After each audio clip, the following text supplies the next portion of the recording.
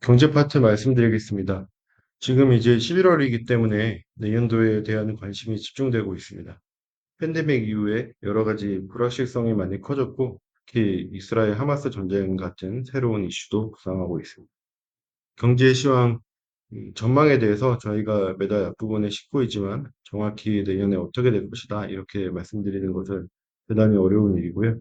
여러 가지 지표를 보았을 때 해상 항공 물류에 어떤 영향이 있을 수 있는지 이런 측면에서 보시면 되겠습니다.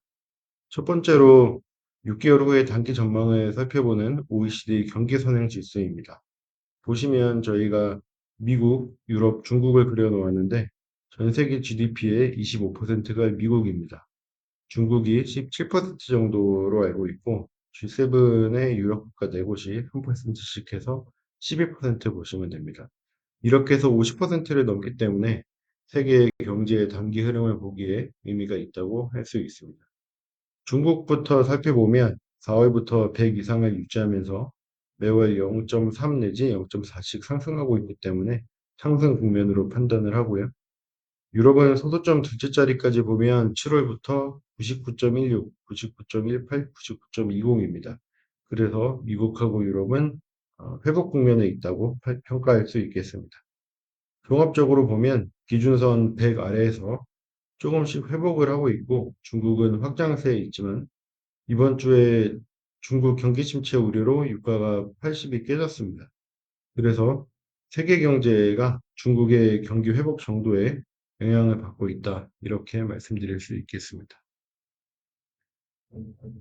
지난 웨비나 때 PMI에 대해서는 자세히 설명을 드렸는데 중국 금리 인하 영향으로 50을 넘었다. 이렇게 말씀을 드렸었죠. 10월에 49.5로 나오면서 다시 50 아래로 내려왔습니다. 그래서 이 부분에 대해서는 다음 페이지에서 자세히 설명드리겠고요. 미국 그래프를 보시면 확 꺾인 것이 보이는데요.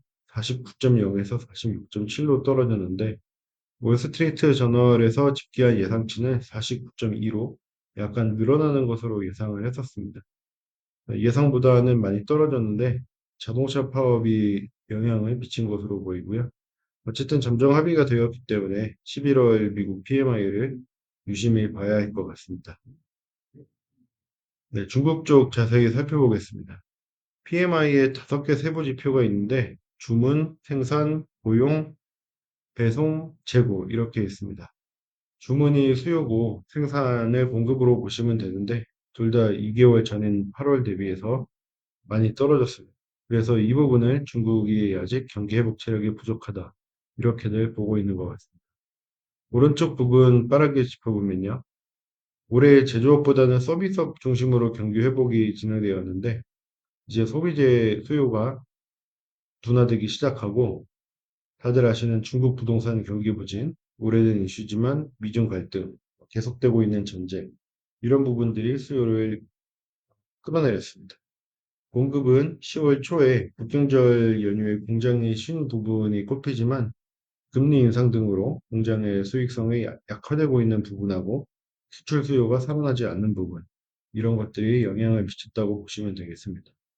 그래서 내년에 어떻게 될 것 같냐 물어보시면 정책 효과가 반영되는데 일정 부분 시간이 필요하기 때문에 내년 1분기부터는 제조업이 회복될 것으로 보이지만 여러 가지 리스크들을 감안하면 완만히 회복될 것으로 설명드리겠습니다. 유가는 저희가 위에도 적어 놓았지만 상승 요인하고 하락 요인이 계속 반복되고 있습니다. 사우디 러시아 감산하고 전쟁 이슈로 9월에 90달러를 넘었었는데 지난주에 80달러 선이 깨졌습니다. 중국 10월 수출이 2,748달러로 전년 동기 대비 6.4% 줄었는데요. 8월에는 마이너스 8.8%, 9월 마이너스 6.2%하고 비교하면 크게 많이 빠지지 않았다 보실 수 있는데 로이터에서 3.4% 감소로 전망을 했던 것보다는 감소폭이 거의 2배 수준입니다.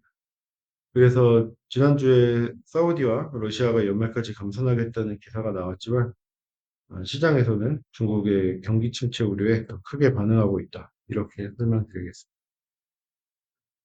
미국 소매연맹 NRF에서 발표하는 글로벌 포트 트래커의 미국 소매업 해상 수입 물동량 데이터입니다. 여기서는 두 가지 포인트를 설명드릴 수 있는데요. 첫 번째로 올해 4분기 11, 12월에 월별 수입 물동량이 감소할 것으로 전망된다는 것입니다. 연말 성수기 시즌 수입 상품이 이미 미국 항구에 도착을 했기 때문에 미국 컨테이너 인바운드 화물이 감소하고 있다고 보시면 되겠습니다. 두 번째는 내년에 대한 얘기인데요. 24년 1월은 올해 1월 대비 3.9% 증가한 188만 TU가 예상되고 2월은 중국 춘절 연휴로 생산량이 감소하면서 174만 TU로 전망되는데 올해 2월보다는 12.3% 증가할 것으로 전망됩니다. 표에는 없지만 내년 3월 전망도 나왔는데요. 173만 TU로 전망되면서 올해 3월 대비 6.5% 증가할 것으로 최근 파나마 운하와 아마존의 가뭄으로 중남미 지역의 컨테이너선 이동이 원활하지 않은데요. 엘니뇨 현상으로 인한 가뭄이 원인입니다. 엘니뇨 현상을 판단할 수 있는 ONI 지수를 보면 9월에 1.5를 기록했는데 2009년 12월에 1.6하고 비슷한 수준입니다. 해상 운송 관련해서 ONI 지수를 살펴보시면 도움이 되실 것 같습니다. 감사합니다.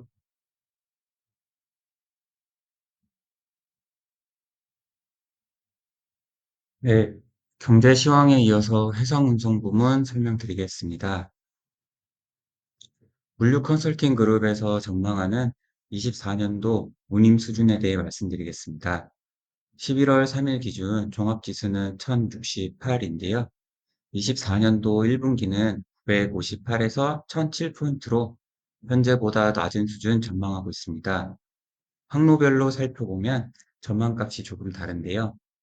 북미 서해는 현재보다 하락하는 1600대를 전망하는 반면에 북미 동해는 현재의 수준보다 상승한 2600을 예상하고 있습니다. 또 북유럽은 797달러로 현재 스팟 운임과 비슷한 수준이 지속될 것으로 예상하고 있습니다. 클락슨에서 발간하는 해상 수요와 공급 동향 자료입니다. 올해 신조선 인도 추정치는 210만 TU, 24년에는 250만 TU로 2년 연속 신조선 인도량 최고치를 경신할 것으로 보입니다. 특히 올해는 13만 TU 정도만 스크랩되어서 순공급 증가율이 7.7%로 높은 수준을 기록할 것으로 보이는데요. 다만 내년 24년에는 역대 최고치인 68만 TU가 스크랩될 것으로 보이며 이에 따라서 공급 증가율도 6.8%로 증가폭은 다소 감소할 것으로 예상됩니다. 이어서 수요 증가률에 대해서도 말씀드리겠습니다. 매월 발간하는 클락슨 전망치에서는 1월에는 올해 마이너스 1.6%의 역성장을 전망을 하였다가 7월에는 다시 플러스 0.3%로 증가세를 전환했습니다. 그리고 다시 올해 10월에는 23년도 수요 증가율을 0%로 작년 대비 물동량 수준의 변화가 없음을 발표하였습니다. 이는 아마도 주요 국가들의 경제 침체와 예상보다 느린 수요 회복세로 인해 수요 전망치를 수정한 것으로 파악됩니다. 그래도 다만 내년에는 컨테이너 수요 증가율이 3.8%로 만만하게 반등할 것으로 보입니다. SCFI 종합지수를 살펴보면 10월 평균값은 941포인트로 전월 대비해서 1.6% 하락하였습니다. 그래도 다만 최근 2주 연속 선사들의 공급 조절 전략에 힘입어 운임이 상승하였으며 특히 아시아에서 중동, 그리고 아시아에서 북유럽의 항로에서 상승폭이 타 항로 대비 큰 점 참고하시면 되겠습니다. 탑10 컨테이너 선사 동향입니다. 1위 선사인 MSC는 현재 총 선봉량 한 540만 TU로 시장 점유율 19.3% 기록하고 있습니다. 올해 1월에 집계 시점과 비교를 해보면 당시의 MSC는 총 선봉량이 450만 TU, 17.4%의 시장 점유율이었으니 10개월 만에 선봉량이 급격하게 증가한 것을 확인할 수 있습니다. 반면에 머스크는 1월에는 420만 TU, 16.2% 점유율에서 현재 약 한 410만 TU, 시장 점유율은 14.8%로 조금씩 감소를 하였으며, 이는 이제 두 선사의 확연히 다른 비즈니스 전략 방식에 따른 것으로 보입니다. 또 신조 발주 잔량을 살펴봐도 MSC 같은 경우에는 28.5%, 또 CMA CGM은 36.7%로 공격적인 확장 전략을 유지하고 있음을 확인할 수 있고요. 이에 따라서 CMA CGM은 머지않은 미래에 머스크를 제치고 선봉량 기준으로 글로벌 2위로 올라설 것으로 보입니다. 알파라이너에서 제공하는 얼라이언스별 동서항로 선봉량 그래프입니다. 먼저 아시아에서 북미 선봉량을 보면 10월에 총 53만 TU가 배치되었으며, 이는 22년 10월 대비해서는 13.6% 감소한 수치로 북미 수요가 둔화가 지속되고 있음에 따라서 선봉량 투입도 주춤하고 있는 것으로 보여지고요. 오른쪽의 아시아, 유럽 항로를 보면 10월 총 46만 TU로 전년 동월 대비해서도 4.3% 증가했는데요. 작년 러시아 우크라이나 전쟁으로 인한 시황 침체의 기저효과가 반영되어 있는 것으로 보여집니다. C인텔리전스에서 제공하는 글로벌, 그리고 주요 항로별의 운항 정시성 지표입니다. 올해 1월에 52%에서 시작했던 글로벌 정시성은 9월에는 64%로 지구 완만하게 계속 증가하고 있습니다. 특히 북미 서안 쪽에서 정시성이 증가했는데요. 이는 ILW, PMA 협상과 북미 동안의 파나마 운하 이슈로 인해서 물동량이 서안으로 전이되고 있고, 이에 선사들은 안정적인 서비스를 유지하고자 정시성도 같이 증가하고 있는 것으로 파악됩니다. 평균 지연일수도 많이 안정화되었습니다. 팬데믹 기간이었던 21년 8월을 살펴보면 7.7일씩 일정이 지연되었다면, 현재는 약 4.5일 정도로 팬데믹 전인 19년과 거의 비슷한 수준으로 내려왔음을 알 수 있습니다. 주요 선사들의 정시성 실적을 살펴보면 머스크가 71%로 가장 안정적인 수준 유지하고 있고요.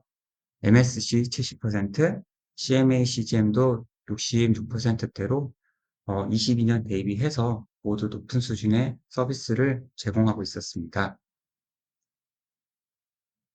북미 주요 항만의 컨테이너 채선 현황을 살펴보겠습니다. 외항 대기 선박을 보면 LA LB항은 22척, 뉴욕은 1척, 사바나항은 9척으로 전반적으로 항만의 채선이 안정화된 것을 볼 수 있는데요. 사바나항의 경우에는 8월에 발생했던 태풍 이델리아와 선석 확장 공사로 대기 선박 일수가 일시적으로 증가했다가 지금은 감소하면서 안정적인 추세를 이루고 있습니다. 글로벌 항만별 컨테이너 처리 현황입니다. 왼쪽 표를 보시면 부산, 칭다오, 네, 상해, 닝보 등의 동북아시아 지역 항만은 한국과 중국의 3분기 수출 개선에 힘입어 22년 9월 대비해서 높은 성장률을 기록했습니다. 특히 북미 서안의 노동협상 타결과 동안의 파나마 운하 제한에 따른 물동량이 북미 서안으로 유입됨에 따라 컨테이너 처리량이 늘어나고 있음을 오른쪽 표에서 확인할 수 있습니다. 지역별 주요 이슈도 소개해 드리겠습니다. CBER이라 불리는 경쟁법 포괄 적용 제외 규정이 24년 4월에 폐지됩니다. 이에 얼라이언스에 배정된 선복이 많은 아시아 선사들은 유럽 선사들에 비해 더 큰 타격을 받을 것으로 보입니다. 즉, 얼라이언스 운영 조건을 조정했을 시에 아시아 선사들은 자체적으로 유럽행 서비스를 수행하는데 어려움이 있을 것으로 예상됩니다.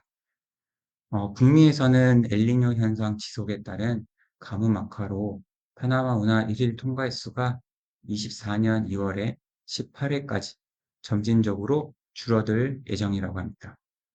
또 수에즈 운하청에서도 수수료 15% 인상을 발표하였는데요. 이에 따라 수에즈를 운하를 경유하는 항로들의 경우에서는 상당한 비용 증가가 예상됩니다. 네, 이상으로 11월 해상 부문 설명을 마치겠습니다.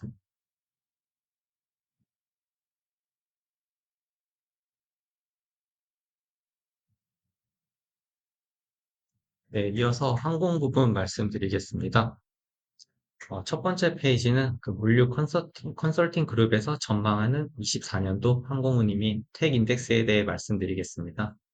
홍콩발 미주항의 경우 성수기를 맞이해 23년 4분기에 상승하다가 24년 2분기에는 하락 추세를 보일 것으로 전망하고 있습니다. 홍콩발 유럽항의 경우 23년 4분기에는 상승 후 24년 1분기에는 하락하지만 2분기에는 반등하는 것으로 전망하고 있습니다. 다음은 택 인덱스를 통해 보는 최근 항공화물 운임입니다. 홍콩발 유럽 미주향, 상해발 유럽 미주향 주요 구간은 모두 월 평균 운임이 3개월 연속 상승한 것으로 나타났습니다. 홍콩발 미주향과 상해발 미주향인 각각 올해 4월, 3월 이후 다시 5불대로 운임이 상승하였습니다. 또한 베트남발, 인도발 향 또한 전월에 비해 운임이 상승하였습니다. 다음으로 9월부터 중국발 전자상거래 물량 및 항공화물의 전통적인 성수기에 진입하면서 아시아발 유럽 미주차 운임이 지속 상승을 하고 있다는 점을 말씀드립니다. 특히 베트남발 항공 운임의 경우 대폭 상승을 하였는데요. 9월 11일 대비해서 11월 6일까지 유럽향은 51.9%, 미주향은 42.9% 상승하며 홍콩 상해발과 비슷한 운임 수준을 기록했습니다. 다음은 시버리에서 발행하는 보고서를 통해서 항공화물 공급 현황에 대해 말씀드리겠습니다. 전 세계 국제선 항공화물 공급의 경우 전쟁 영향으로 유럽 발착의 경우 대부분 약세를 보이고 있지만 타 지역의 경우 팬데믹 이전 대비 강세를 보이며 팬데믹 이전 대비 3.5% 증가하였습니다. 그리고 겨울이 다가오며 벨리 공급은 증가세가 주춤하였지만 화물기의 경우 성수기로 공급이 대폭 증가하며 2주 전 대비 3.3% 증가하였습니다. 다음은 OAG를 통해 전 세계 국제선 여객 좌석 동향에 대해 살펴보도록 하겠습니다. 국제선 여객 좌석의 경우 43주 차에 일시적으로 19년 대비 초과를 하였지만 11월에서 12월 잔여 기간은 19년 대비 94에서 100% 수준으로 마무리할 것으로 전망됩니다. 다음은 아이아타 자료를 통해 전 세계 항공화물 공급과 수요에 대해 살펴보도록 하겠습니다. 아이아타 자료 기준으로 수요는 약세를 지속하다 8월 22년 2월 이후 19개월 만에 전년 대비 수요가 증가하였습니다. 아이아타는 연말 성수기를 앞두고 PMI 지수가 개선되며 23년 남은 기간을 긍정적으로 보고 있는데요. 여기 자료에는 업데이트되지 않았지만 지난주에 나온 아이아타 9월 통계에서도 전년 대비 증가를 하며 이러한 추세가 계속될 것으로 언급하였습니다. 다음은 인천공항 공사 자료입니다. 23년 10월 인천공항 물동량은 반도체 중심 경기 부진 완화에 따라 16개월 만에 최고치를 기록하며 22년 10월 대비 0.7% 증가세를 보였습니다. 주요 지역의 경우 베트남은 19년 10월 대비 3% 감소, 독일은 6% 감소하였지만 미주는 11% 증가하였습니다. 다음은 아시아 태평양 항공사 연합인 AAPA 자료에 대해 말씀드리겠습니다. 여객 시장의 경우 지속적인 회복세를 보이며 수요와 공급이 9월 기준 19년 동월 대비 각각 81.4%, 80.3% 수준까지 올라왔습니다. 화물의 경우 전 세계 흐름과 마찬가지로 약세를 보이다가 9월에 22년 3월 이후 19개월 만에 전년 동월 대비 증가를 기록했습니다. 다음은 항공유와 유류 할증료 현황입니다. 최근 국제 유가가 하락세를 보임에 따라 항공유와 유류 할증료 또한 하락을 하였습니다. 23년 10월 기준으로 항공료는 전년 동월 대비 22% 하락하였으며 유류 할증료의 경우 11월 기준으로 전년 동월 대비 13% 하락하였습니다.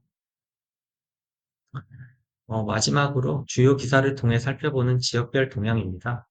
첫 번째 기사는 아시아나항공이 최근 대한항공의 유럽연합집행위원회에 제출할 시정조치안에 포함될 화물사업 분리 매각안을 이사회를 통해 승인을 했다는 것입니다. 이로 인해 이후에 조건부 합병 승인 가능성이 커질 것으로 전망하고 있다는 내용입니다. 다음 기사는 말레이시아 텔레포트가 비엣젯과 네트워크 결합을 통한 상호 확장 파트너십을 발표했다는 내용입니다. 텔레포트는 베트남이 동남아시아 주요 시장에서 성장 가능성이 크다고 전망하고 파트너십을 맺은 이유를 밝혔습니다. 다음 기사는 쿠에나겔이 파리 공항에 새로운 항공 물류 허브를 개장했다는 소식입니다. 쿠에나겔은 허브를 개장하면서 항공 물류 분야에서 선도적 입지와 헬스케어 분야를 강화할 것이라고 언급했습니다. 마지막으로 미국의 주요 항공사들이 3분기 화물 수입이 3분의 1 수준으로 감소하였지만 4분기에는 낙관하며 호실적을 기록할 것이라는 전망을 발표했다는 내용입니다. 이상으로 항공 부문 설명을 마치도록 하겠습니다. 감사합니다.